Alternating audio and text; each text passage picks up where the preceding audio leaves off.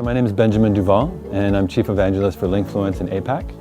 I've been in China for about 20 years now, and I've been responsible for building Linkfluence in Asia for the last 9 years.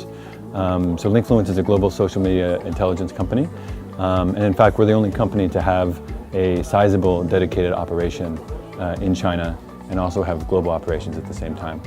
So it's a very special position for us, and it's a unique position because it gives our customers a chance to see both the global picture and China at the same time.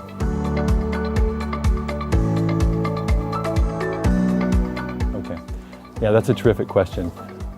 Digital is not a special silo anymore.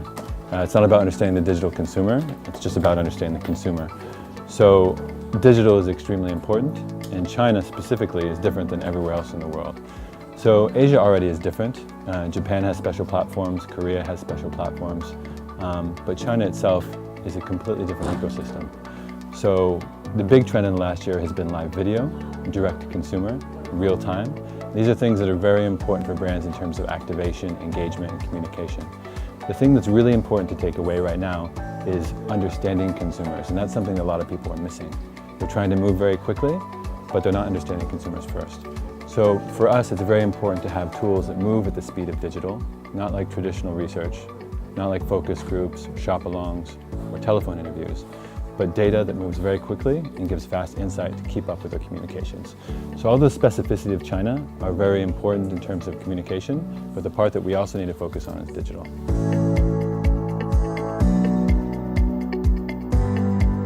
So Asian culture and technology, that's a great question, because Asian culture, especially Chinese culture, it goes back to thousands of years, 5,000 years.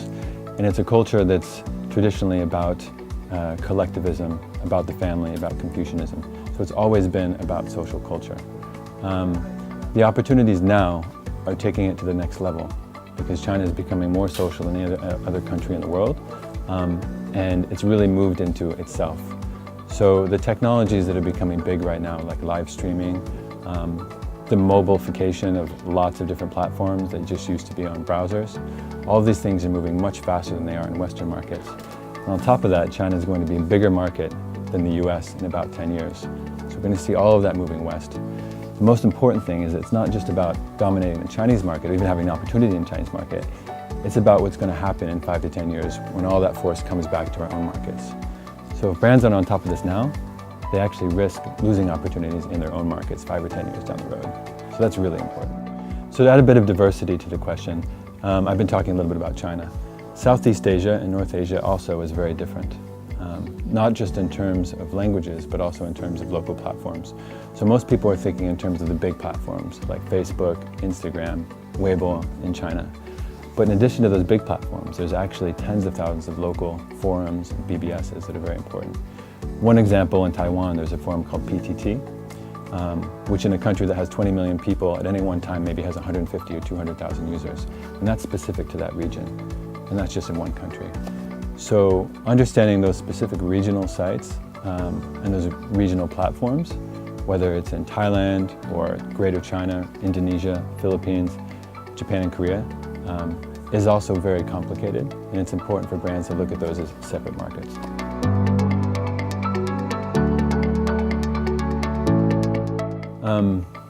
I think to answer the question about data being important, you really have to look at the concept of marketing in general. And marketing is not just about communication, it's about innovation, it's about understanding consumers. And all of that should come before we start to engage. In fact, let me modify that. I think in the modern era, those two things can happen at the same time. Engaging with social also comes up with ideas that will impact your R&D, and this is a cycle that moves together. So data is actually more important than ever because it allows us to have an iterative approach to both development, to research, and to understanding consumers all at the same time. And that's really where brands need to be moving. Like I mentioned before, it's no longer about the digital segment, it's about the entire culture as a whole, which is using digital to communicate, to do mobile payments, to do personal banking, to have their laundry picked up and cleaned, order taxis, everything. Completely integrated with life. So brands need to stop thinking, I think, just in terms of big data, but in terms of social insight that comes from that data and how it allows them to move their product research forward and their communications forward at the same time. So thanks so much. I'm really looking forward to seeing you in Singapore and Shanghai. And the time's moving really quickly. I'm going to give you some new insights, some new trends, and some very pragmatic solutions on how to deal with what's changing in the next couple of years. Thanks.